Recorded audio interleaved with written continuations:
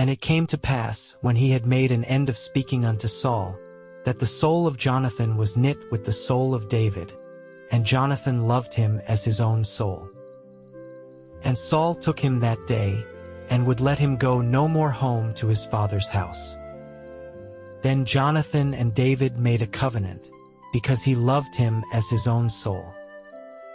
And Jonathan stripped himself of the robe that was upon him, and gave it to David, and his garments, even to his sword, and to his bow, and to his girdle. And David went out whithersoever Saul sent him, and behaved himself wisely. And Saul set him over the men of war, and he was accepted in the sight of all the people, and also in the sight of Saul's servants. And it came to pass as they came, when David was returned from the slaughter of the Philistine, that the women came out of all cities of Israel, singing and dancing, to meet King Saul with tabrets, with joy, and with instruments of music. And the women answered one another as they played, and said, Saul hath slain his thousands, and David his 10,000s. And Saul was very wroth, and the saying displeased him. And he said, They have ascribed unto David 10,000s, and to me they have ascribed but thousands. And what can he have more but the kingdom? And Saul eyed David from that day and forward. And it came to pass on the morrow, that the evil spirit from God came upon Saul, and he prophesied in the midst of the house.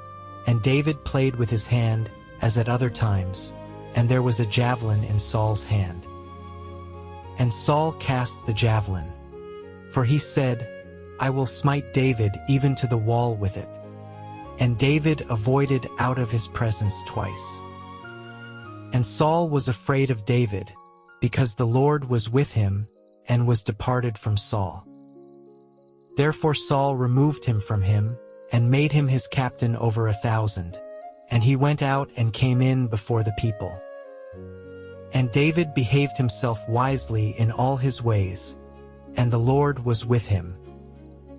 Wherefore when Saul saw that he behaved himself very wisely, he was afraid of him. But all Israel and Judah loved David, because he went out and came in before them. And Saul said to David, Behold my elder daughter Merab, her will I give thee to wife. Only be thou valiant for me, and fight the Lord's battles. For Saul said, Let not mine hand be upon him, but let the hand of the Philistines be upon him. And David said unto Saul, Who am I? And what is my life or my father's family in Israel, that I should be son-in-law to the king? But it came to pass at the time when Merab Saul's daughter should have been given to David, that she was given unto Adriel the Mahalathite to wife. And Michal Saul's daughter loved David, and they told Saul, and the thing pleased him. And Saul said, I will give him her, that she may be a snare to him, and that the hand of the Philistines may be against him. Wherefore Saul said to David, Thou shalt this day be my son-in-law in the one of the twain. And Saul commanded his servants, saying, Commune with David secretly, and say, Behold, the king hath delight in thee, and all his servants love thee. Now therefore be the king's son-in-law. And Saul's servants spake those words in the ears of David. And David said, Seemeth it to you a light thing to be a king's son-in-law, seeing that I am a poor man and lightly esteemed? And the servants of Saul told him, saying, On this manner spake David. And Saul said, Thus shall ye say to David, The king desireth not any dowry, but 100 foreskins of the Philistines, to be avenged of the king's enemies. But Saul thought to make David fall by the hand of the Philistines. And when his servants told David these words, it pleased David well to be the king's son-in-law, and the days were not expired. Wherefore David arose and went, he and his men, and slew of the Philistines 200 men. And David brought their foreskins, and they gave them in full tale to the king, that he might be the king's son-in-law. And Saul gave him Michal his daughter to wife. And Saul saw and knew that the Lord was with David, and that Michal Saul's daughter loved him. And Saul was yet the more afraid of David, and Saul became David's enemy continually. Then the princes of the Philistines went forth, and it came to pass after they went forth, that David behaved himself more wisely than all the servants of Saul, so that his name was much set by. And Saul spake to Jonathan his son, and to all his servants, that they should kill David. But Jonathan Saul's son delighted much in David. And Jonathan told David, saying, Saul my father seeketh to kill thee. Now therefore, I pray thee, take heed to thyself until the morning, and abide in a secret place, and hide thyself. And I will go out and stand beside my father in the field where thou art, and I will commune with my father of thee, and what I see that I will tell thee. And Jonathan spake good of David unto Saul his father, and said unto him, Let not the king sin against his servant, against David, because he hath not sinned against thee, and because his works have been to thee ward very good. For he did put his life in his hand, and slew the Philistine, and the Lord wrought a great salvation for all Israel. Thou sawest it, and didst rejoice. Wherefore then wilt thou sin against innocent blood, to slay David without a cause? And Saul hearkened unto the voice of Jonathan.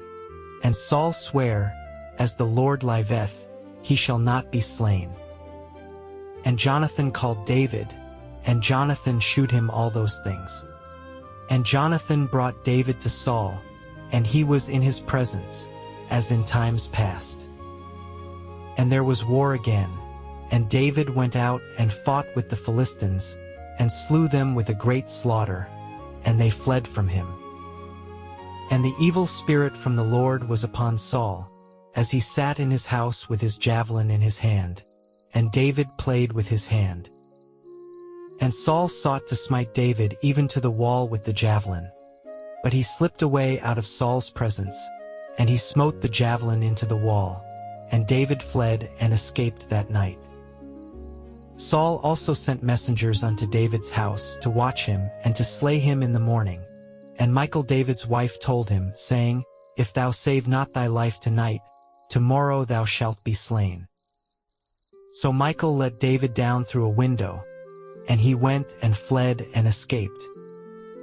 And Michal took an image and laid it in the bed, and put a pillow of goat's hair for his bolster, and covered it with a cloth. And when Saul sent messengers to take David, she said, He is sick.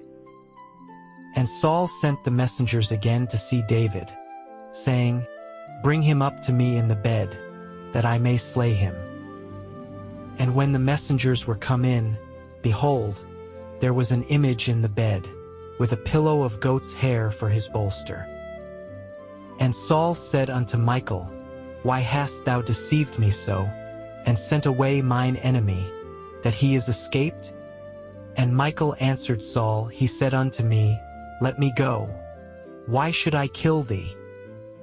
So David fled, and escaped, and came to Samuel to Ramah, and told him all that Saul had done to him.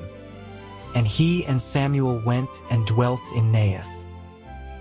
And it was told Saul, saying, Behold, David is at Naioth in Ramah. And Saul sent messengers to take David. And when they saw the company of the prophets prophesying, and Samuel standing as appointed over them, the Spirit of God was upon the messengers of Saul, and they also prophesied. And when it was told Saul, he sent other messengers, and they prophesied likewise. And Saul sent messengers again the third time, and they prophesied also. Then went he also to Ramah, and came to a great well that is in Sechu. And he asked and said, Where are Samuel and David? And one said, Behold, they be at Naioth in Ramah. And he went thither to Naioth in Ramah, and the Spirit of God was upon him also, and he went on and prophesied until he came to Naioth in Ramah. And he stripped off his clothes also, and prophesied before Samuel in like manner, and lay down naked all that day and all that night. Wherefore they say, Is Saul also among the prophets? And David fled from Naioth in Ramah, and came and said before Jonathan, What have I done? What is mine iniquity? And what is my sin before thy father, that he seeketh my life? And he said unto him, God forbid. Thou shalt not die. Behold, my father will do nothing either great or small, but that he will shew it me. And why should my father hide this thing from me? It is not so. And David sware moreover, and said, Thy father certainly knoweth that I have found grace in thine eyes. And he saith, Let not Jonathan know this, lest he be grieved. But truly as the Lord liveth, and as thy soul liveth, there is but a step between me and death. Then said Jonathan unto David, Whatsoever thy soul desireth, I will even do it for thee. And David said unto Jonathan, Behold, tomorrow is the new moon, and I should not fail to sit with the king at meat. But let me go, that I may hide myself in the field unto the third day at even. If thy father at all miss me, then say, David earnestly asked leave of me that he might run to Bethlehem his city. For there is a yearly sacrifice there for all the family. If he say thus, It is well, thy servant shall have peace. But if he be very wroth, then be sure that evil is determined by him. Therefore thou shalt deal kindly with thy servant, for thou hast brought thy servant into a covenant of the Lord with thee. Notwithstanding, if there be in me iniquity, slay me thyself. For why shouldest thou bring me to thy father? And Jonathan said, Far be it from thee. For if I knew certainly that evil were determined by my father to come upon thee, then would not I tell it thee? Then said David to Jonathan, Who shall tell me? Or what if thy father answer thee roughly? And Jonathan said unto David, Come, and let us go out into the field. And they went out both of them into the field. And Jonathan said unto David, O Lord God of Israel, when I have sounded my father about tomorrow any time, or the third day, and behold, if there be good toward David, and I then send not unto thee, and shew it thee, the Lord do so and much more to Jonathan.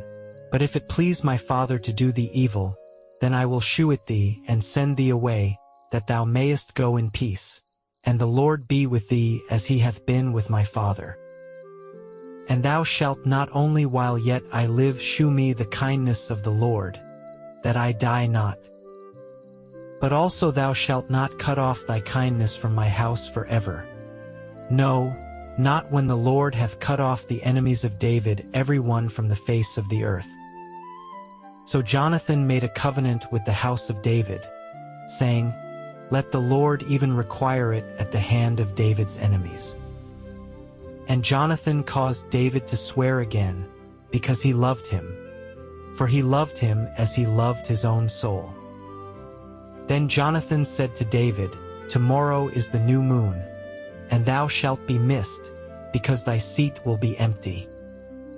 And when thou hast stayed 3 days, then thou shalt go down quickly, and come to the place where thou didst hide thyself when the business was in hand, and shalt remain by the stone Ezel. And I will shoot 3 arrows on the side thereof, as though I shot at a mark. And, behold, I will send a lad, saying, Go, find out the arrows. If I expressly say unto the lad, Behold, the arrows are on this side of thee, take them. Then come thou, for there is peace to thee and no hurt, as the Lord liveth. But if I say thus unto the young man, Behold, the arrows are beyond thee, go thy way, for the Lord hath sent thee away. And as touching the matter which thou and I have spoken of, behold, the Lord be between thee and me forever. So David hid himself in the field, and when the new moon was come, the king sat him down to eat meat. And the king sat upon his seat, as at other times, even upon a seat by the wall. And Jonathan arose, and Abner sat by Saul's side, and David's place was empty. Nevertheless Saul spake not anything that day, for he thought, Something hath befallen him, He is not clean. Surely he is not clean. And it came to pass on the morrow, which was the 2nd day of the month, that David's place was empty. And Saul said unto Jonathan his son, Wherefore cometh not the son of Jesse to meat, neither yesterday nor today? And Jonathan answered Saul, David earnestly asked leave of me to go to Bethlehem. And he said, Let me go, I pray thee. For our family hath a sacrifice in the city, and my brother, he hath commanded me to be there. And now, if I have found favor in thine eyes, let me get away, I pray thee, and see my brethren. Therefore he cometh not unto the king's table. Then Saul's anger was kindled against Jonathan, and he said unto him, Thou son of the perverse rebellious woman, do not I know that thou hast chosen the son of Jesse to thine own confusion, and unto the confusion of thy mother's nakedness? For as long as the son of Jesse liveth upon the ground, thou shalt not be established, nor thy kingdom. Wherefore now send and fetch him unto me, for he shall surely die. And Jonathan answered Saul his father, and said unto him, Wherefore shall he be slain? What hath he done? And Saul cast a javelin at him to smite him, whereby Jonathan knew that it was determined of his father to slay David. So Jonathan arose from the table in fierce anger, and did eat no meat the 2nd day of the month.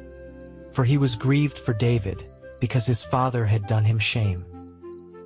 And it came to pass in the morning, that Jonathan went out into the field at the time appointed with David, and a little lad with him. And he said unto his lad, Run, find out now the arrows which I shoot. And as the lad ran, he shot an arrow beyond him. And when the lad was come to the place of the arrow which Jonathan had shot, Jonathan cried after the lad, and said, Is not the arrow beyond thee? And Jonathan cried after the lad, Make speed, haste, stay not. And Jonathan's lad gathered up the arrows, and came to his master. But the lad knew not anything, only Jonathan and David knew the matter. And Jonathan gave his artillery unto his lad, and said unto him, Go, carry them to the city. And as soon as the lad was gone, David arose out of a place toward the south, and fell on his face to the ground, and bowed himself 3 times. And they kissed one another, and wept one with another, until David exceeded. And Jonathan said to David, Go in peace, forasmuch as we have sworn both of us in the name of the Lord, saying, The Lord be between me and thee, and between my seed and thy seed forever. And he arose and departed, and Jonathan went into the city. Then came David to Nob to Ahimelech the priest. And Ahimelech was afraid at the meeting of David, and said unto him, Why art thou alone, and no man with thee? And David said unto Ahimelech the priest, The king hath commanded me a business, and hath said unto me, Let no man know anything of the business whereabout I send thee, and what I have commanded thee, and I have appointed my servants to such and such a place. Now therefore what is under thine hand? Give me 5 loaves of bread in mine hand, or what there is present. And the priest answered David, and said, There is no common bread under mine hand, but there is hallowed bread, if the young men have kept themselves at least from women. And David answered the priest, and said unto him, Of a truth women have been kept from us about these 3 days, since I came out, and the vessels of the young men are holy, and the bread is in a manner common, yea, though it were sanctified this day in the vessel. So the priest gave him hallowed bread. For there was no bread there but the showbread, that was taken from before the Lord, to put hot bread in the day when it was taken away. Now a certain man of the servants of Saul was there that day, detained before the Lord. And his name was Doeg, an Edomite, the chiefest of the herdmen that belonged to Saul. And David said unto Ahimelech, And is there not here under thine hand spear or sword? For I have neither brought my sword nor my weapons with me, because the king's business required haste. And the priest said, The sword of Goliath the Philistine, whom thou slewest in the valley of Elah, behold, it is here wrapped in a cloth behind the ephod. If thou wilt take that, take it, for there is no other save that here. And David said, There is none like that. Give it me. And David arose and fled that day for fear of Saul, and went to Achish the king of Gath. And the servants of Achish said unto him, Is not this David the king of the land? Did they not sing one to another of him in dances, saying, Saul hath slain his thousands, and David his 10,000s? And David laid up these words in his heart, and was sore afraid of Achish the king of Gath. And he changed his behavior before them, and feigned himself mad in their hands, and scrabbled on the doors of the gate, and let his spittle fall down upon his beard. Then said Achish unto his servants, Lo, ye see the man is mad. Wherefore then have ye brought him to me? Have I need of mad men, that ye have brought this fellow to play the mad man in my presence? Shall this fellow come into my house?